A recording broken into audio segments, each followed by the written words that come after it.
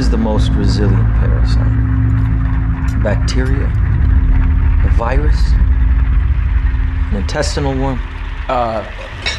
What Mr. Cobb is trying to say. An idea. Do you still dream, Mr. Cobb?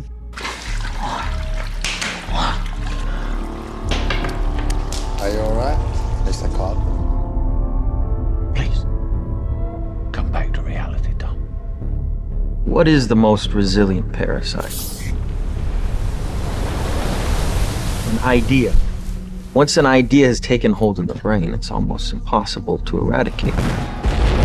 I know how to search your mind and find your secrets. I know the tricks.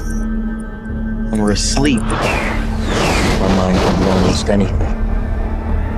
You create the world of the dream.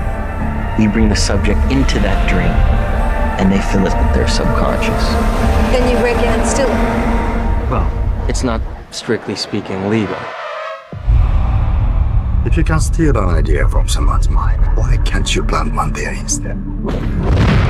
This can't be done. Yes, it can. A dream within a dream. So what is this idea that you need to know? You never really remember the beginning of the dream, do you? We're dreaming? Our dreams, they feel real while we're in them, right? It's only when we wake up that we realize something's actually strange. Ready! Ready!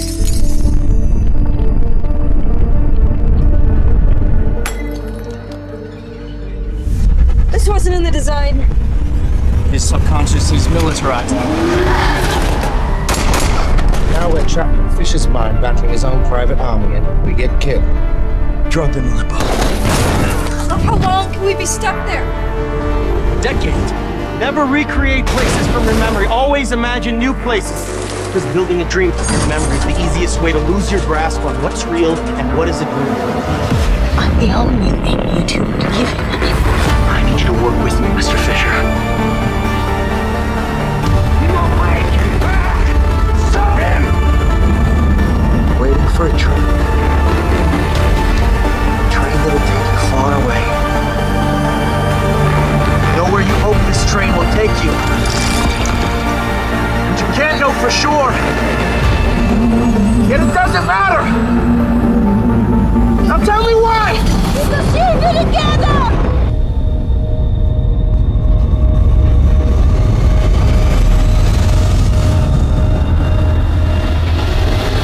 Dreams collapse.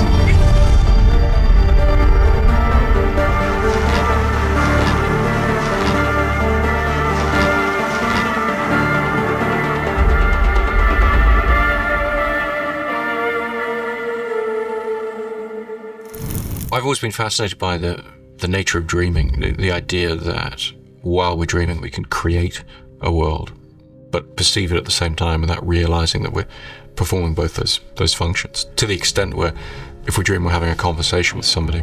Think about it, Ariadne. How did you get here? We're dreaming that person. We're also creating the words that are in that person's mouth, but we feel we're hearing them as if for the first time. We're dreaming? It took me a long time to write the script because I based it on this idea of a heist movie set in the world of dreams. The problem with a heist movie is they tend to be procedural, they tend to be deliberately superficial. And so it took me a long time to realize that when you're dealing with the world of dreams, that's not enough. You need emotion. And so the central character played by Leonardo DiCaprio became the most important part of making the story relatable for the audience. This video essay aims to conduct an analysis of the film Inception through the lens of psychoanalysis, specifically focusing on the concepts put forth by Sigmund Freud. I need you there to tailor compounds specific to our needs. Which are? Great depth. A dream within a dream. The central theme of transcending dreams will be explored, with an emphasis on the film's portrayal of the subconscious mind. Additionally, this video essay also explores the role of film as a medium for exploring complex ideas and the logical framework employed in Inception.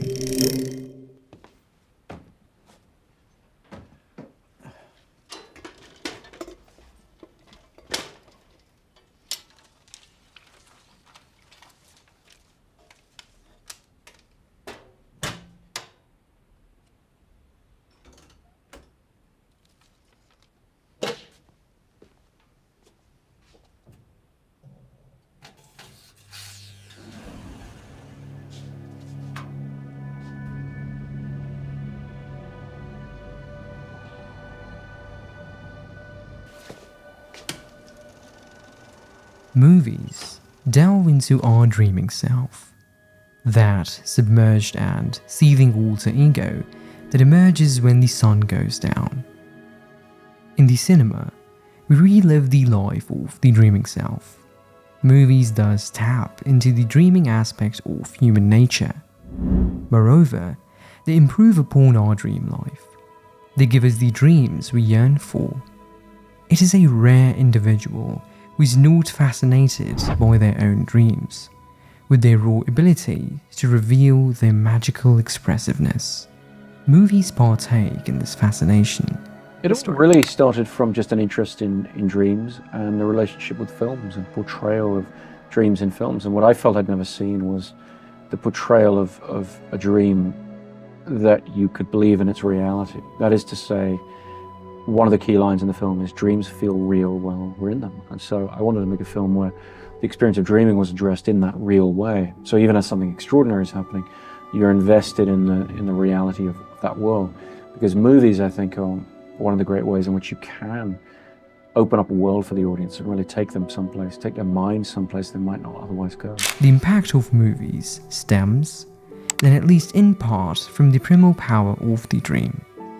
To be sure, the dream component of the movie experience is augmented by the special qualities of the medium. But the primary emotional hook originates in the evocation of the dream. The best directors, Louis Buñuel, Alfred Hitchcock, David Lean, Stanley Kubrick, Steven Spielberg and others, seem to me to recognize the essentially dreamlike character of the movie world, and they trade upon it in their films. What is A Clockwork Orange but an audacious dream adventure insidiously combining nightmare and wish fulfillment? Dreams hold significant importance within the framework of psychoanalytic theory. Freud's notable characterization of dreams involves referring to them as the royal road to the unconscious. Well, dreams, they feel real while we're in them, right? It's only when we wake up that we realize something was actually strange. Everything in the film is based on one underlying principle that's articulated by Leo's character in the film, which is dreams feel real while we're in them. It's only when we wake up that we realize something was actually strange. That's the idea at the heart of Inception, and that was the guiding principle behind the way we shot everything. These dream worlds had to be photographed as far as possible in a tactile way, in an in-camera way. And so we did a lot of things that normally would be visual effects, whether it was gravity changing or disappearing, whether it's a massive freight train barreling down a crowded city street.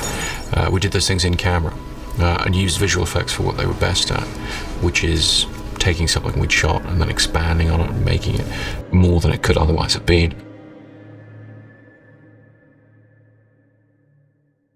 This phenomena gives rise to a compelling tripartite connection between film, dreams, and psychoanalysis, with the latter exerting significant influence in the realm of film theory and criticism over recent decades. The film Inception, directed by Christopher Nolan, effectively embodies and combines these three elements. Inception's a project that demanded this very large-scale approach. As soon as you're entering into the idea of what can the human mind conceive of, what world could it create, you want to see this on a grand scale.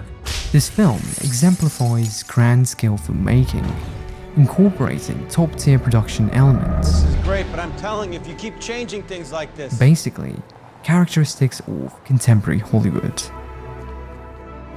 It's about trying to envelop yourself in the jigsaw puzzle of what Inception is and our emotional journeys amidst this giant canvas of the dream world.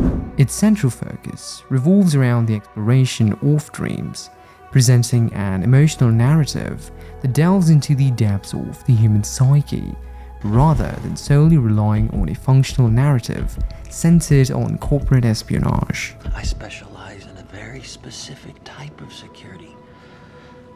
Subconscious security. You're talking about dreams? In essence, the film serves as a vehicle for the portrayal of the psychoanalytic process.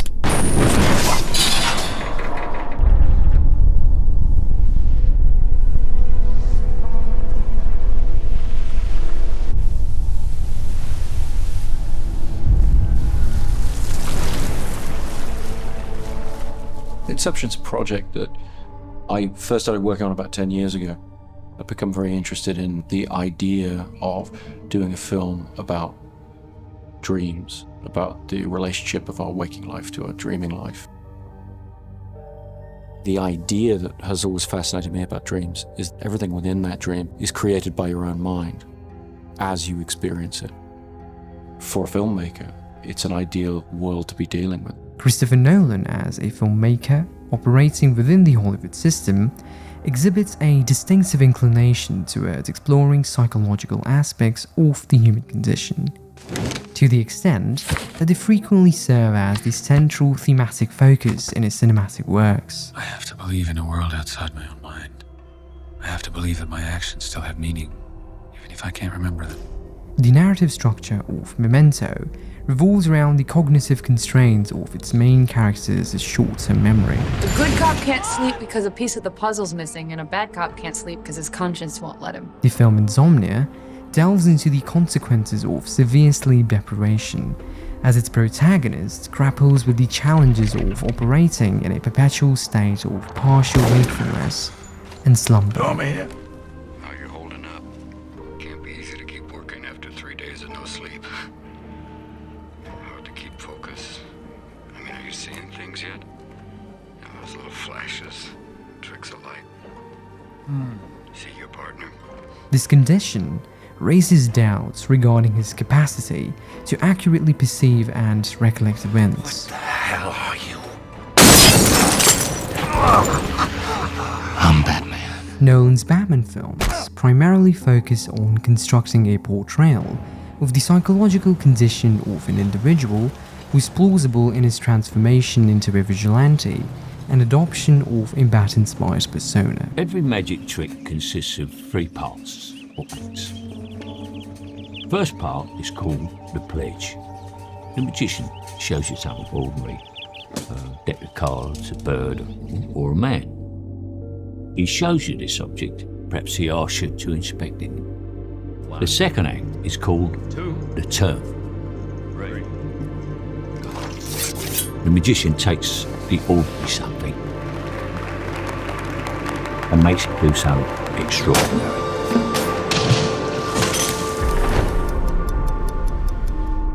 Now, you're looking for the secret, but you won't find it. Because, of course, you're not really looking. You don't really want to know.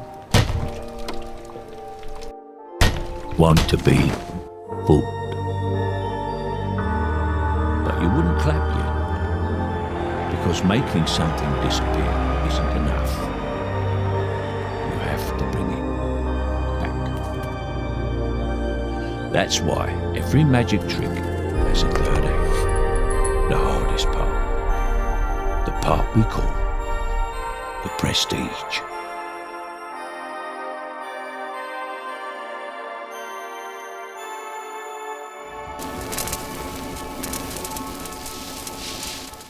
The film Prestige deviates to some extent from the aforementioned theme, yet it also exhibits resemblances to Inception in its manipulation of the dichotomy between perception and reality.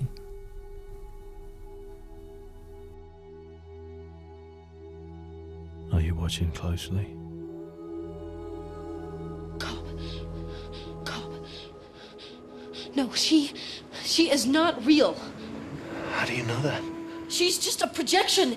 Fisher is real. Christopher Nolan demonstrates a high level of proficiency in the implementation of specific elements of film grammar and technique, notably cross-cutting.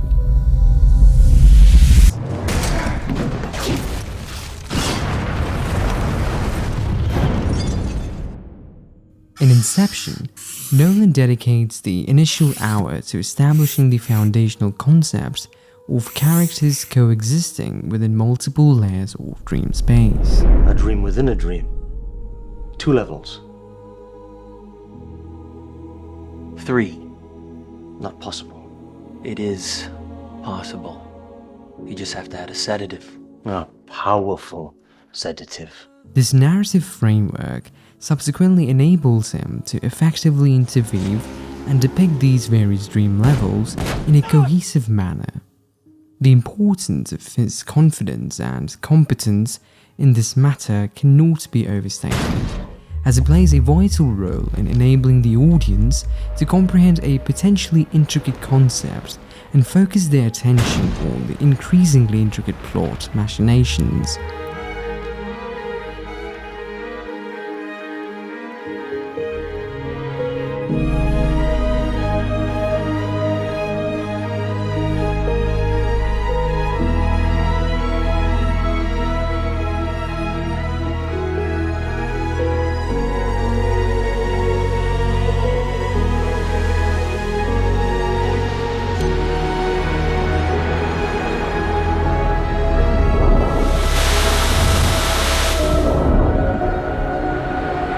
Come back with me.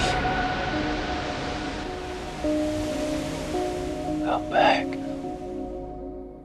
In the film, the character Cobb, portrayed by Leonardo DiCaprio, elucidates a captivating facet of the dreaming experience, wherein the characters possess the ability to both fabricate and perceive their surroundings concurrently. Now, in a dream, our mind continuously does this. We create and perceive our world simultaneously, and our mind does this so well that we don't even know what's happening. That allows us to get right in the middle of that process. How? By taking over the creating part. Now, this is where I need you. You create the world of the dream. We bring the subject into that dream, and they fill it with their subconscious. I would also like to assert that the process, which involves both active and passive elements, is analogous to the act of watching a film. In this context, individuals receive visual stimuli through their sensory organs in a passive manner, as the images displayed on the screen are perceived without active participation. However, it is important to know that our perception of visual stimuli is not solely based on what we observe, but also on our ability to interpret and make sense of the information presented to us. In this process, we engage our imagination to create and develop characters and storylines, which requires active cognitive involvement. This form of imaginative perception is a combination of both active and passive elements, involving both the construction and reception of mental images. Nolan astutely recognizes this parallel when Ariadne actively manipulates the environment surrounding Cobb, specifically in the streets of Paris.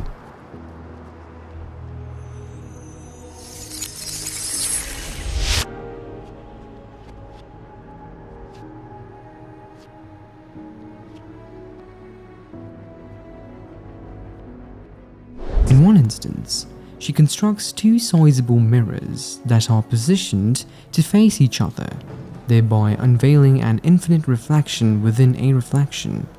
The symbolic representation may allude to the boundless intricacy of the unconscious mind, potentially drawing a parallel to the concept of nested dreams.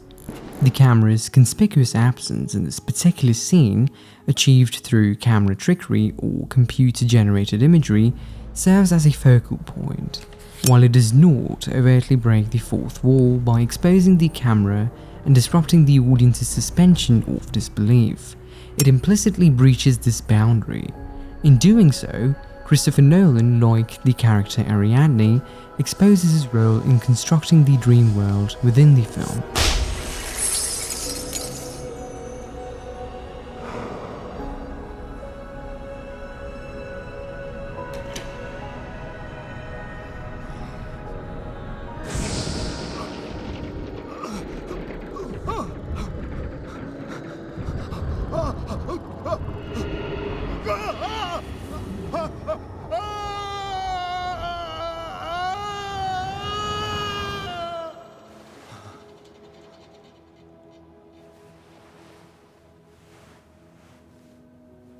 You were the one in my dream. Everyone is startled the first time they try it. This little device is called the DC Mini. It's the scientific key that allows us to open the door to our dreams. then captures them on a computer? It's a perfect dream machine. Much of the critical discourse surrounding Inception has been centered on its innovative qualities. I concur with the notion that the film possesses elements of originality, albeit diverging from the perspectives put forth by the majority of critics. What do you mean, a dream within a dream? How many simulated worlds like this are there? Thousands. But yours is the only one that ever created a simulation within the simulation.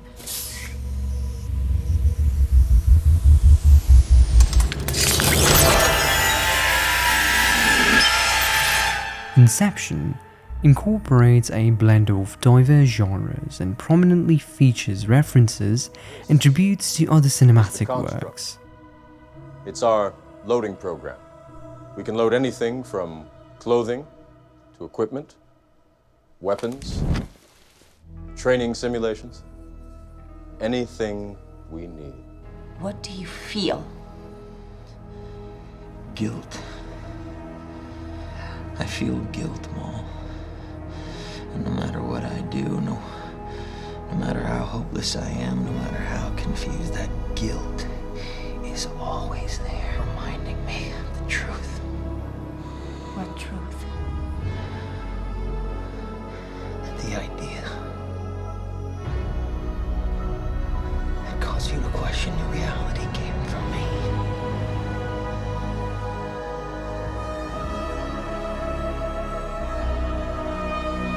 Cobb's association with his former spouse, Moore, bears a striking resemblance to the protagonist's trajectory in Steven Soderbergh's Solaris. As an illustrative instance, You came before. He got rid of you. You what? I sent you away. Into space. Oh my God.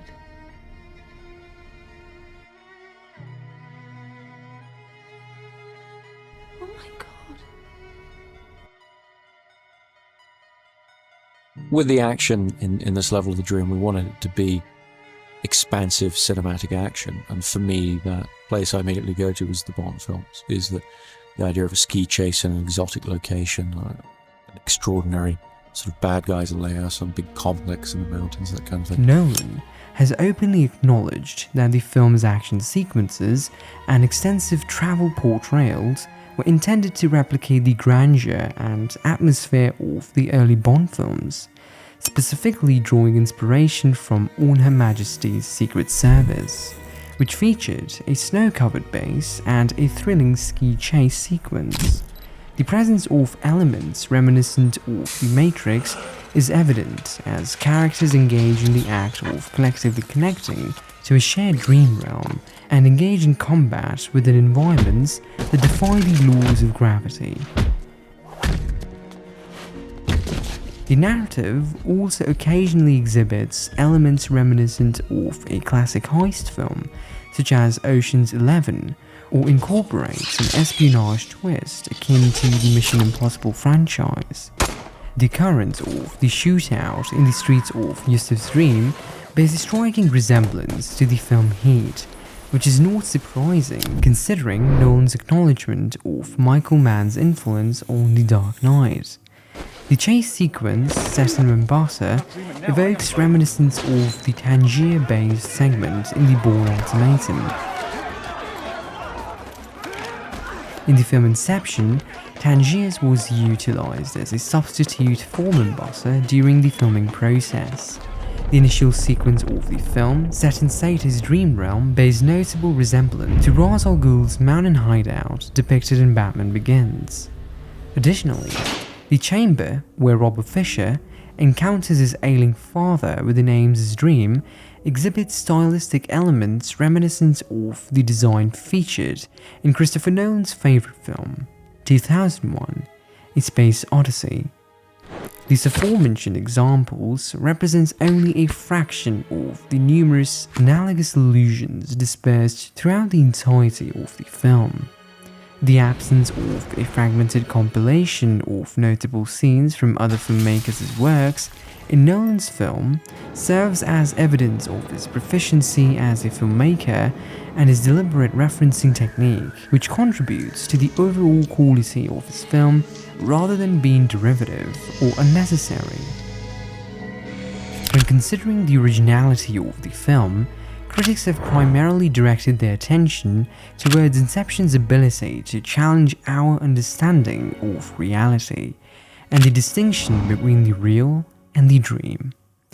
Although this intellectual inquiry may possess philosophical merit, Inception appears to offer limited novelty in comparison to numerous other high-budget films, such as Total Recall, Vanilla Sky, and The Matrix, all of which have previously explored similar concepts. What I think is original about Inception is rather its integration of the psychoanalytic process into the very fabric of the narrative.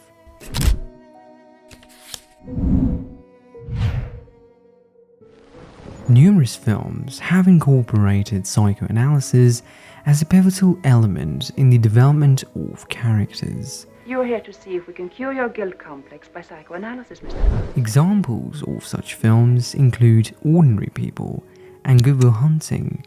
Additionally, there exists a multitude of other films that either delve into psychoanalytic themes or possess qualities that make them highly amenable to psychoanalytic interpretation.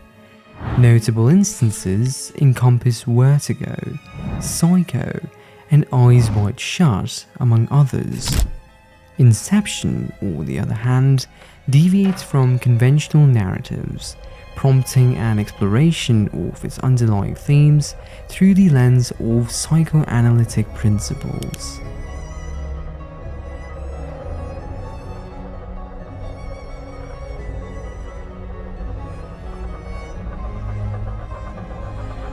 Sometimes the mind behaves as if it were a dream. Faces change, people become other people. The subconscious is a powerful thing. You treated Julie carelessly, didn't you? At its essence, psychoanalysis asserts the concept that every individual possesses an unconscious aspect of their mind, the contents of which are not consciously known to them. The unconscious mind comprises a collection of emotions and wishes, some of which may have eluded our conscious awareness, while others have been suppressed as a means of defense or societal conformity. The unconscious mind of an individual can be characterized as a complex amalgamation of contradictions, inherently lacking control and organization. Got the basic layout. Bookstore, cafe, almost everything else is here too. Who are the people? Projections of my subconscious. Yours? Yes. Remember, you are the dreamer. You build this world. I am the subject. My mind populates. Inception assumes the presence of an unregulated, unconscious realm within the mind of the protagonist, which is effectively portrayed in the scene where Ariadne and Cobb explore his dream world. In this sequence, Cobb is unable to prevent certain elements of his own subconscious from posing a threat to Ariadne, ultimately resulting in more stabbing her. Hey, look at me. You're okay. You're okay. This occurrence highlights the conflict between Cobb's conscious intentions and the uncontrollable nature of his inner psyche. You must overcome your fears and regain control. Take a hold of your life again, David. It's as easy as holding that glass. What if I were to tell you that you can take control of all of this, everything, even me? David, look at all these people. Seems as though they're just all chatting away, doesn't it? Yeah. Nothing to do with you? No. And yet, maybe they're only here because you wanted them to be here? You are their god. And not only that, but you can make them obey you, or even destroy you. Well, what I'd love for them to do is shut the fuck up, especially you. According to psychoanalytic theory, the process of sleep is associated with a weakening of the barrier between conscious and unconscious mental processes, You see? allowing the unconscious to manifest itself, albeit frequently in a disguised manner. A dream is acknowledged as a mode of expression for repressed impulses that encounter resistance throughout the day, but manage to gain strength during the night. Consequently, the manifestation of our suppressed emotions and desires becomes evident in our dreams, albeit partially veiled. Why do you do this to yourself? It's the only way I can still dream. The concept of a deceased character, Maul, existing as a manifestation within the subconscious of the protagonist, Cobb, is introduced in the early stages of the film. Oh, what are you doing here? I thought you might be missing me. Know that I can't trust you anymore. This occurs during a shared dream scenario, where Cobb and his team are attempting to perform an extraction from the mind of Sato. Did she tell you? That you're here to steal from me, or that we are actually asleep? Maul's unexpected presence in this dream world causes frustration and ultimately puts Arthur, a member of Cobb's team, at risk. Killing him would just wake him up. But pain. Pain is in the mind. Another fundamental aspect of psychoanalytic theory is the profound importance attributed to the child's interpersonal connection with their parents. The aforementioned primal relationships are characterized by predominantly unconscious issues, which subsequently impact all subsequent interpersonal connections that the individual establishes. On the top level, we open up his relationship with his father. Say, I will not follow in my father's footsteps. Then the next level down, we feed him. I will create something for myself. In the film, during the process of generating ideas on how to carry out the inception of a business strategy within the mind of Robert Fisher, the team quickly reaches a consensus that the most effective approach would involve manipulating the subject's unconscious connection with his father, as this aspect plays a pivotal role in shaping the subject's perception of personal identity. You know, the will means that Dad wanted me to be my own man. Not just to live for him. That's what I'm gonna do, Uncle Peter. What if the dream became a nightmare? Of course, your subconscious can always play tricks on you. The subconscious is a very powerful. The influence of the unconscious self on our interactions with the world and with others is substantial.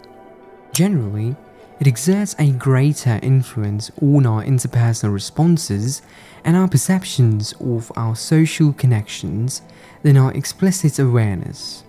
The general foundation of psychical life is postulated to be the unconscious. The unconscious can be understood as a broader domain that encompasses the narrow domain of consciousness. Neurosis and psychosis can be regarded as manifestations of the prevailing influence exerted by the unconscious in our existence. The improvement of these conditions can be achieved through the identification and subsequent exploration of their underlying unconscious causes. To a significant degree, this aligns with the core practices and methodologies employed by psychoanalysts. The practitioners assist their clients by utilizing strategies to promote the process of self-realization. What do you feel? Guilt. I feel guilt, Maul. This seems to me to be clearly the emotional core of Inception. Cobb's ability to perform optimally in the tangible realm is compromised due to the adverse consequences on his professional endeavors. Hey, Mr. Cobb! How would you like to go home? To America? To your children? Can't fix that. No one can. Until such time that he can delve into his subconscious and achieve internal harmony by addressing his emotions and recollections associated with his late spouse. Cobb experiences a sense of disappointment towards her and a feeling of guilt due to his involvement in her psychological and emotional harm. No matter how hopeless I am, no matter how confused, that guilt is always there, reminding me of the truth. What truth? That the idea that caused you to question your reality came from me. The protagonist's subsequent discovery of these revelations enables him to reintegrate into society, having overcome his neurotic condition and re-establish a profound connection with his offsprings.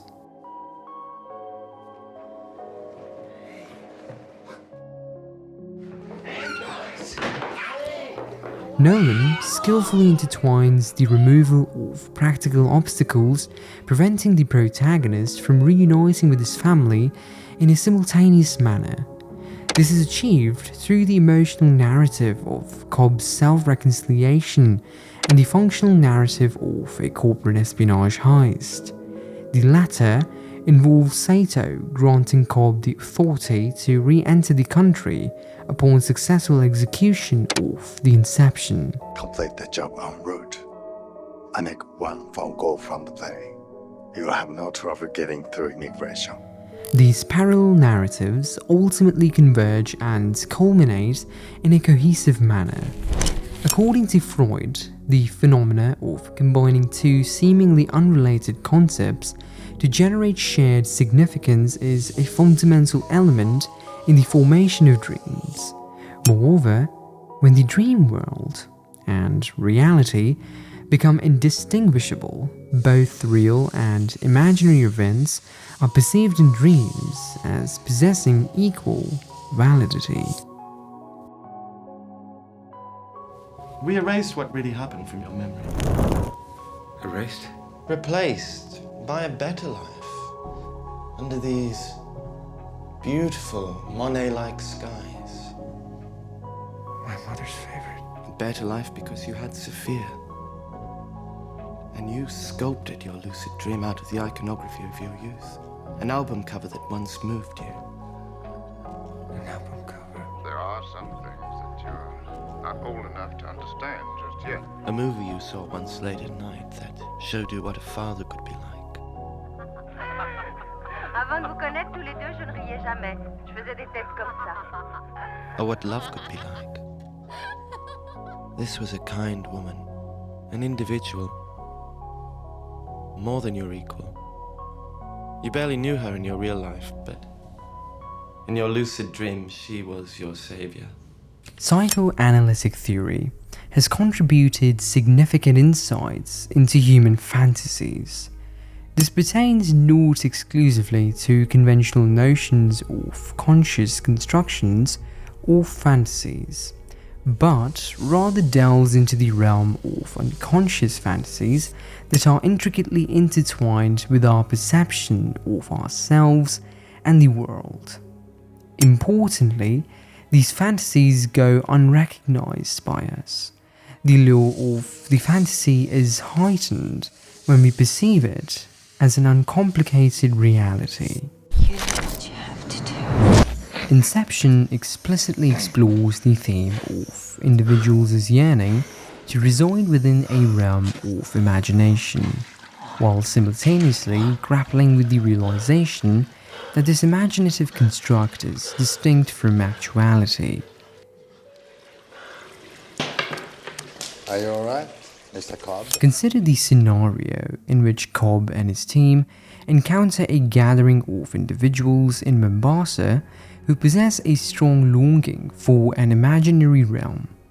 to the extent that it has become their perceived reality. Why do they do it? Tell him, Mr. Cobb. After a while, it becomes the only way you can dream. The concept of actual reality is perceived as a distressing experience from which individuals desire to disengage. They come here every day to sleep. No.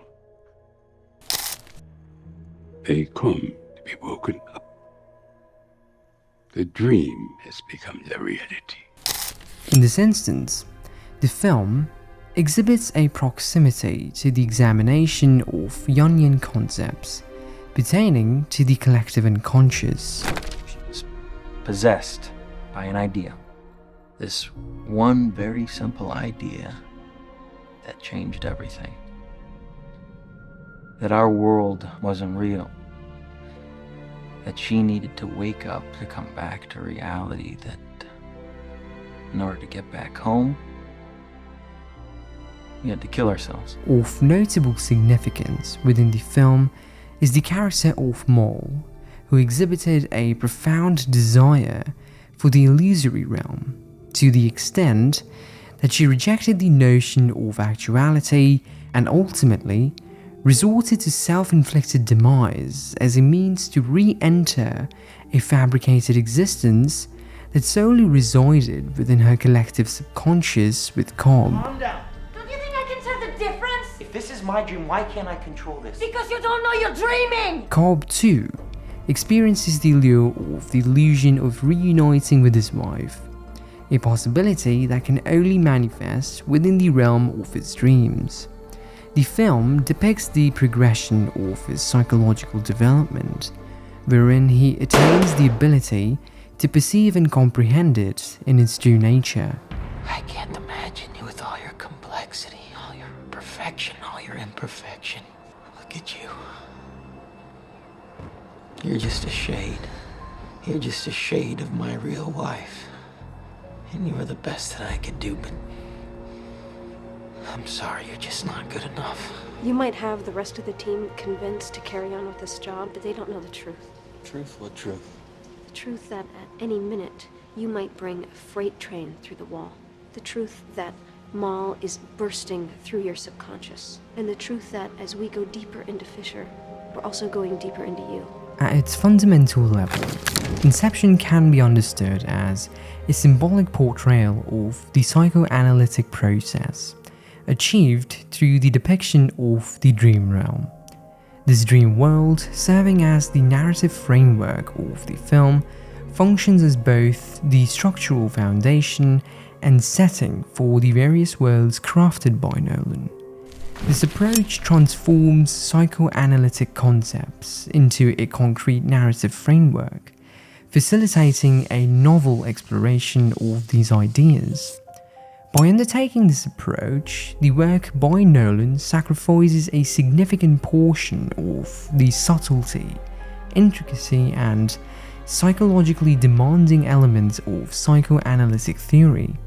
However, despite this drawback, Nolan effectively presents a persuasive argument for the relevance of Freudian concepts through the implementation of a highly imaginative, intelligent, and ambitious artistic creation. He knew about Sammy! Why would I tell him about fucking Sammy? You tell everybody about Sammy! Everybody will listen! Great story gets better every time you tell it.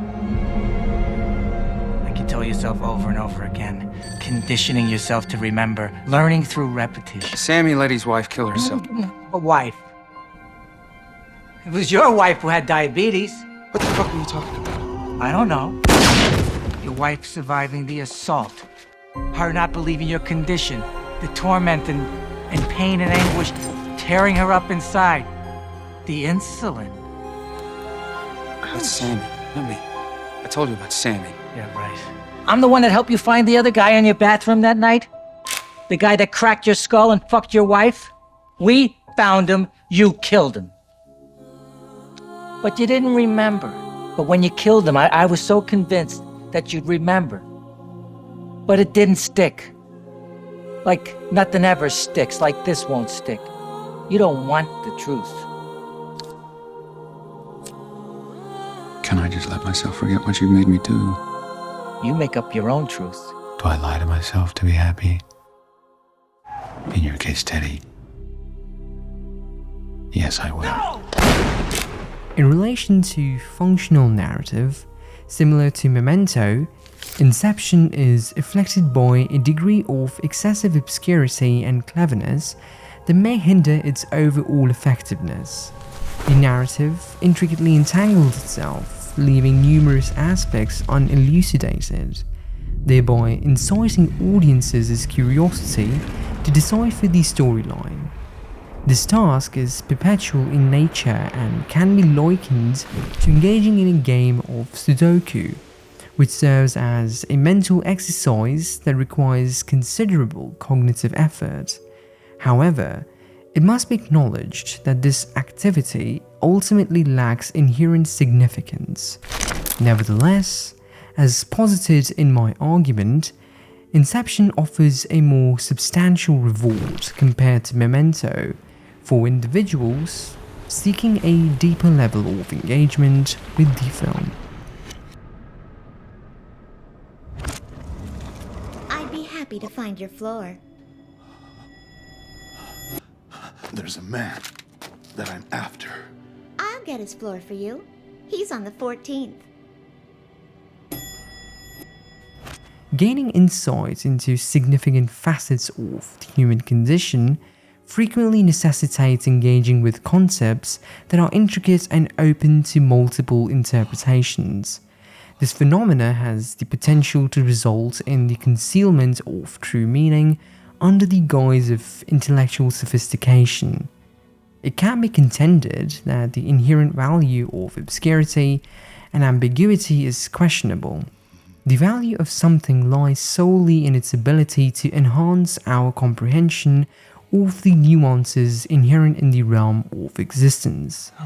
The concluding scene of the film was initially perceived by me as a rather insignificant and somewhat trite element, strategically utilized to maintain the curiosity and engagement of the audience, who are continuously attempting to decipher and unravel the deliberately enigmatic narrative. Undoubtedly, the concluding scene of the film presents a recurring visual motif that prompts viewers to contemplate the veracity of the depicted reality.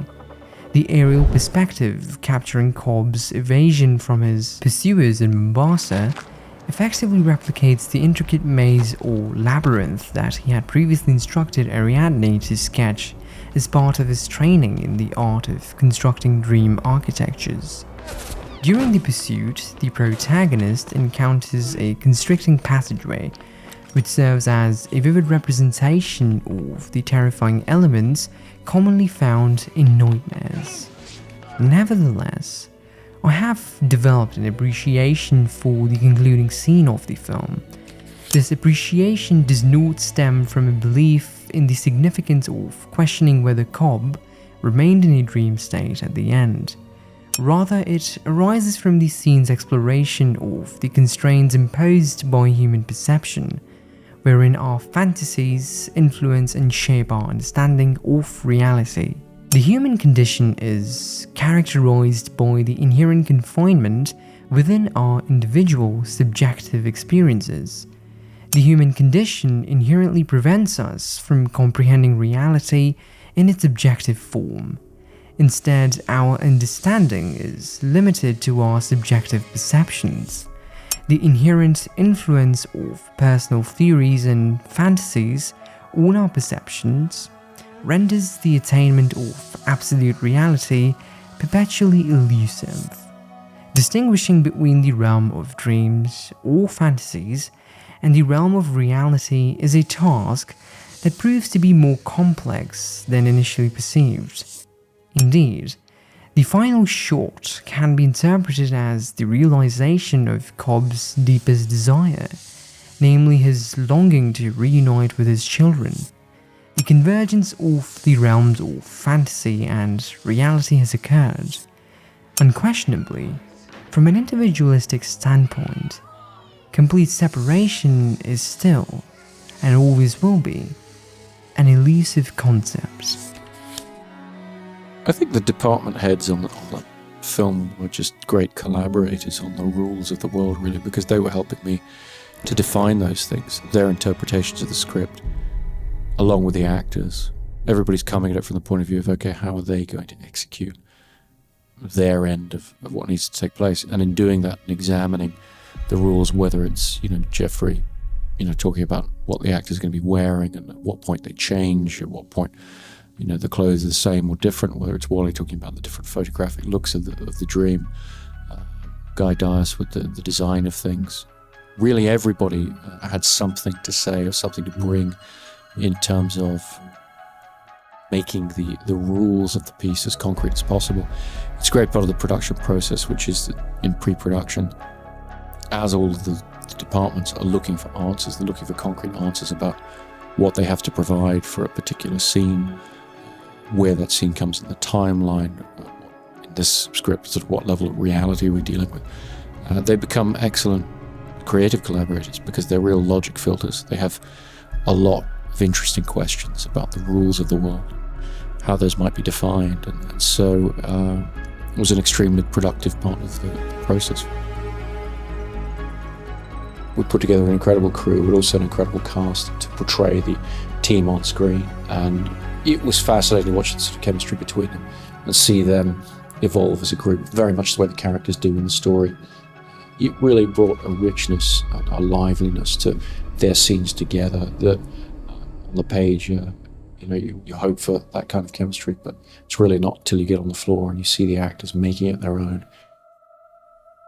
And in doing that, and in working with great people, as we had, a terrific team on Inception, you start to build up a very complicated one. You start to build a lot of interesting complexity, a lot of interesting density, because of all the thought that's come from different people into the finished product. And certainly for me, when I look at the finished film, I see a lot of different things in there that I hadn't known were going to be in there while I was working on the script. There's just huge input from a very large group of people lending their talents to it. And I think there is a lot of detail in the film. There's a lot of density to it. And I think that if people care to take another look at it, if they've been interested in doing that, they will find different things. They will find interesting detail that people have put into the film.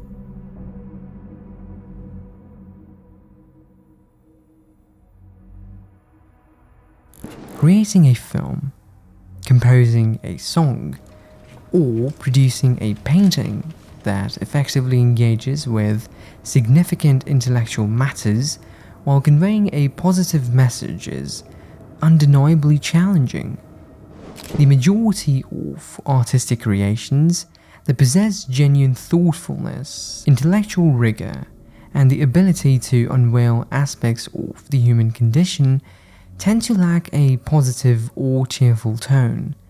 Intellectual significance and perception are frequently equivalent to poignancy and melancholy. Nolan skillfully employs various cinematic techniques in Inception, resulting in a film that appeals to a wide audience.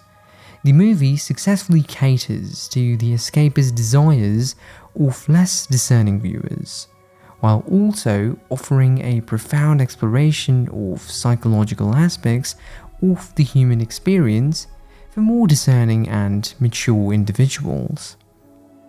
Additionally, Inception effectively delivers an emotionally gratifying narrative that is both uplifting and significant.